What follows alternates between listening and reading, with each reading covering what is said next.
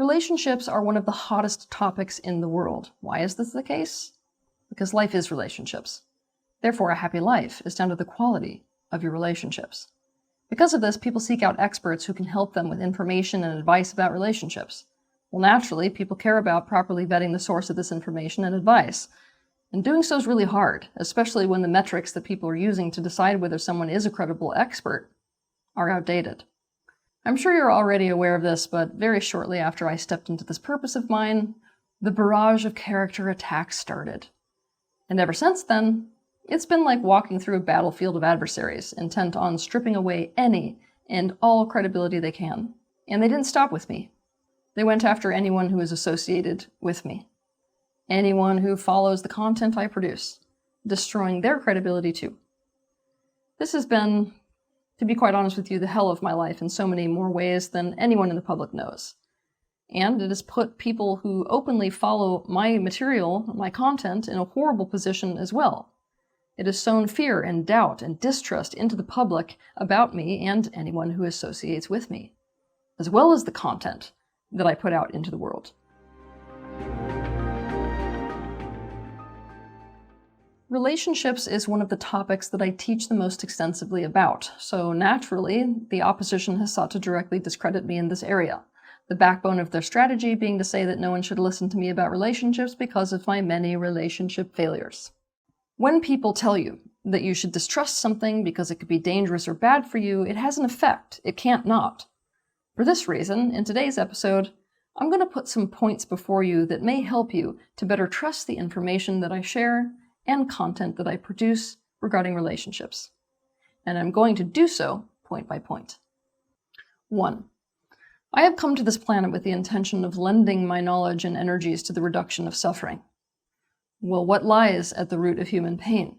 The answer is relationships. Painful relationships are the single biggest source of suffering for the human race, and people are terrible at relationships, if you hadn't noticed.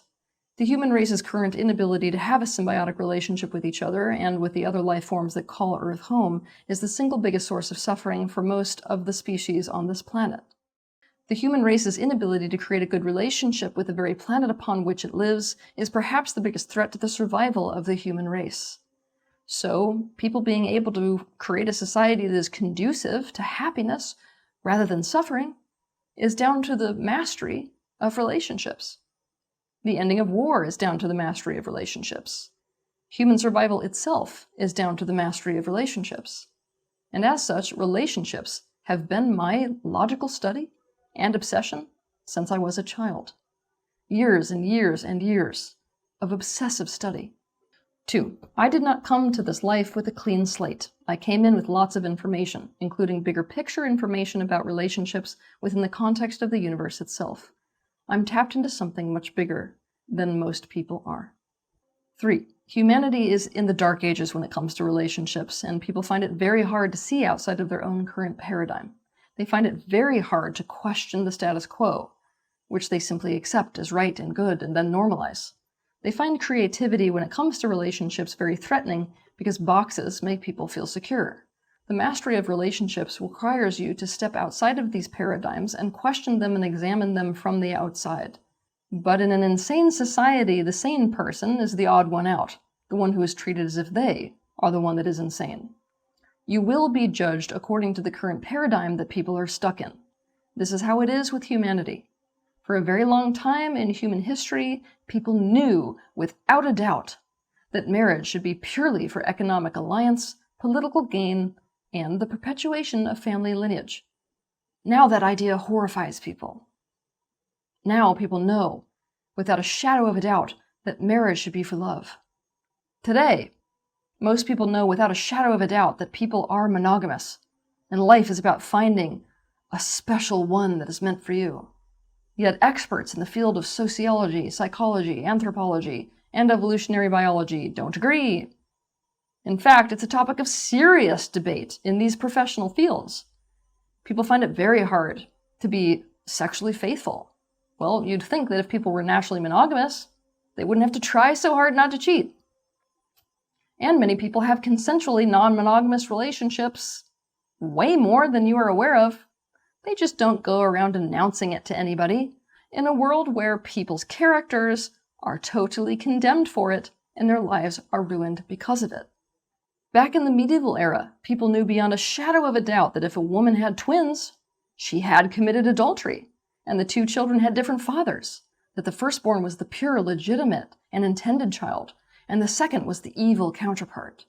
So the second-born twin was often abused, and on many occasions left to die. Well, look at the effect that this would have had on the relationships. Relationships between husband and society and the mother. Relationships between the twins. Relationships between parents and children. Well, today we know how both fraternal and identical twins actually happen. We think they're adorable.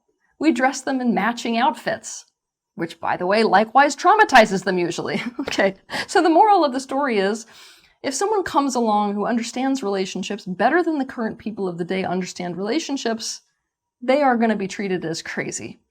For I currently have and have had a lot of relationships with a lot of people and around the globe. I've had lots of romantic relationships, lots of friendships, lots of adversarial relationships, lots of business relationships, lots of family relationships, lots of teacher-student relationships. I've lived in an intentional community type setting for over 20 years. That's going to teach you to master relationships real fast. I've had relationships with many children. I'm also a parent myself. Lots of relationship experience recommends a person. When a person has had few relationships, and those relationships have been the ones they have stuck to for the totality of their life, they're only learning how to have a relationship within that limited field. They're not navigating the incredible differences and complexities and difficulties and gifts of having relationships with such a wide variety of people. Also, if a person has had many relationships hit trouble and come to an end even, that too provides tons of experience. To use an analogy, if you set off in a boat with a captain who has been in many shipwrecks, are you going to simply decide that this means that he's a crappy captain? Would you rather be in a boat with a captain that has only sailed in one area his entire life and who has never been in a shipwreck? Or might it be possible that a captain who has sailed in waters all over the world and has been in many shipwrecks knows a whole lot more? More about what to do and not to do. More about oceans in general. More about boats. More about dangers. More about strategies for success and failure. What if this is the case with relationships as well? 5. We have to go here. Let's take a look at Teal's many relationship failures. To be able to make this claim, you have to be able to define what makes a relationship a failure. What does it mean for a relationship to fail? Most people who put this argument before the public are judging relationship failure as a relationship coming to any kind of end. Really, let's be honest. They're completely focused on romantic relationships only, so relationship success is therefore defined according to longevity of romantic relationships specifically. There are several problems with this. The first is, just because people are fixated on romantic partnership doesn't mean that it's the most important relationship that a person can have. And it certainly is not the only relationship in someone's life. I've had the same best friend for over 31 years. There are people who spend day in and day out with me that I've lived with for 11 years. The second problem is, when a romantic relationship ends, but a person still maintains a close relationship with that same person, technically the relationship didn't end. It just went from one kind of relationship to another. And this kind of transfer from a romantic partnership to a friendship is something that I happen to specialize in, including in my own life. The third problem is, if a relationship ending means that it has failed, this implies that all relationships are meant to last. Well, the ultimate truth is, because of the nature of this universe, no relationship actually ever ends. Even if in the physical dimension it appears that you go separate ways and never again share the same space and time with someone. But, entertaining the human perception of a relationship ending, many relationships have a finite purpose in a person's life. They are meant to play a special part, shall we say, in a person's life at a specific time. We wouldn't say that a person's relationship with their, say, kindergarten teacher failed because they are no longer in a teacher-student relationship with that person. Well, we only say this, that a relationship has failed in the context of friendship or partnership, especially marriage, because we have decided that these relationships should last a lifetime. But what if this isn't the case? We have to start asking that question. All relationships are valuable, even if they're horrific. All of them offer lessons. All of them cause you to become more aware and more self-aware. All of them have a purpose. All of them introduce you to things that you would never have been introduced to otherwise. All of them are part of your personal evolution, and therefore to say that a relationship has failed if it has ended is not accurate. The fourth problem is, even though I can point to so many relationships in my own life where there is longevity, defining success according to longevity is not intelligent. While most people want a relationship to last for their entire life, there are plenty of relationships that last people's whole lives that are totally dysfunctional. In fact, dysfunction is how the vast majority of people accomplish longevity. So longevity is not such a reliable metric of whether a relationship is good. If you want to understand more about this, you can watch my video that is quite literally titled, "Longevity is not necessarily a measure of success or health in a relationship." The fifth problem is, people have an uncanny way of assuming that if I've had many romantic relationships that have ended, the problem must be me. They see me, rather than any number of other things, as the common denominator, as if I, or any person, could make a relationship work single-handedly if I were truly good at relationships. Well, guess what? That is not how relationships work. It's a tango. It's a dance for two. The sixth problem is, people don't see the many factors that go against me specifically being able to have a romantic partnership that lasts a lifetime. Factors that, quite frankly, don't play into a lot of other people's life experience. So let me give you a taste. I'm a reflector, and I'm a reflector beyond measure. To get into a relationship with me is to be in a direct relationship with yourself, especially with those things that you do not see about yourself. And this is great if what's being reflected feels good. But what about when what is being reflected doesn't feel good? And there is no off switch for this reflection. The pressure to be conscious is always on the people around me. And most people want to be able to choose when to look in the mirror and when not to, when the pressure is on and when it's not. To be in any kind of relationship with me is to have your ego burn in the fire of awakening.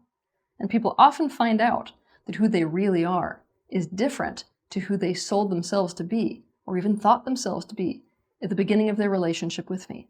So a great many men find themselves by being with me, but come to discover that who they truly are is different than who they thought they were upon entry into the relationship with me. And what they truly want in a partnership with a woman and in their life is something different than me, something different than the life that I can sign up for. B. I know it isn't politically correct to say it, but I'm going to be honest with you. I've been very sexually attractive since I hit puberty. Contrary to popular opinion, it is much harder to find a compatible partner when this is the case. Instead, you end up lost in an ocean full of men, all of whom will do anything to be with you, including deceive themselves and you into thinking that they are exactly what they know you're looking for in a man. If you want to understand more about this one, you can watch my video that's titled Pretty Privilege: Why It Is So Hard to Be a Beautiful Woman. C. I am famous. If there were ever a force that made relationships impossible, it would be fame. Nothing reveals the horrors of the human ego quite like fame. It is hard to maintain relationships when you don't have the pressure of the public eye and press and the horrific way people behave around fame against you. This is a pressure that most people in most relationships cannot handle. It corrodes them completely. Most people are not actually compatible to a life where there is fame involved. Most relationships cannot sustain it. D. I'm a successful woman. I have an international career. I wish I had been there to warn my younger self about the nightmare that being a successful woman would unleash upon my relationships with men. Gender bias is an absolute reality in our human world. All people have gender bias, whether they want to have it or not. It's embedded in the subconscious. To generalize, men feel pathetic and are made to feel pathetic by society when they step into a relationship with a woman who is perceived as bigger than he is in any way. Even more pathetic if he gets into a supportive role to a woman's career success in a relationship. So, this creates 3 standard experiences. The first is that a man steps into the relationship and starts feeling bad about himself and decides that he has to go off and focus on his own worldly success and get very big. Otherwise, he can't feel good about himself within society and can't feel good about himself within the relationship. Basically, a man can't feel good about himself unless he feels bigger than you in some way and has more worldly power than you in some way. The second is, a man steps into the relationship and it turns out to be something that he wanted to do because he's actually responsibility averse and passive. What he's doing is looking for a woman who is bigger than he is, because like a mother, she is essentially going to end up taking all the pressure and all the responsibility he doesn't want. He loves a woman that's competent and can fend for herself and him. The exact opposite of what you need, of course. Essentially, you end up with a little boy masquerading as a man and in a flip polarity dynamic. Third, a successful man steps into the relationship, a man who's engaged in his own successful career. This man is big in the world. This is essentially a power couple dynamic. And guess what? The relationship goes south even faster.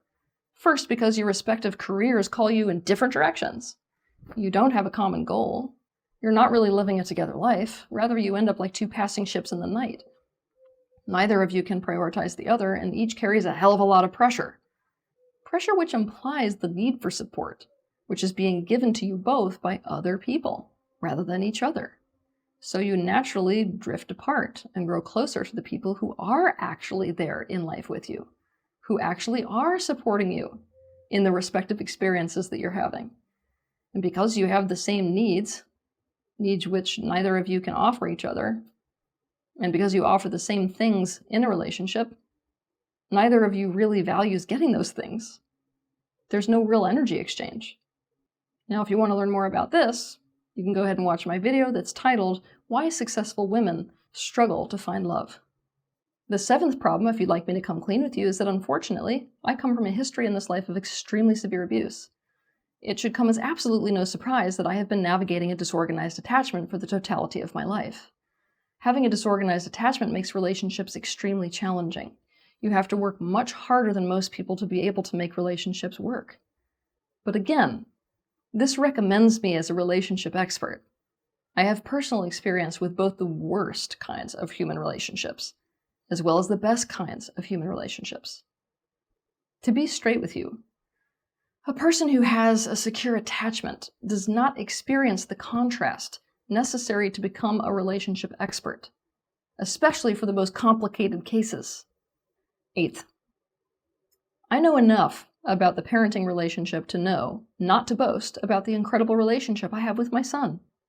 A person's parenting is evident in the way their child turns out in adulthood, most especially in their relationships, as well as in what they themselves have to say about their childhood experience. So, I will simply have to let him fully grow up and give you his report himself. Relationships are not easy. You don't need me to tell you that. But we are here to master them. And it is in the mastery of them that we will create a world that is actually conducive to well-being. And it is a pleasure to help you with this mastery. Have a good week.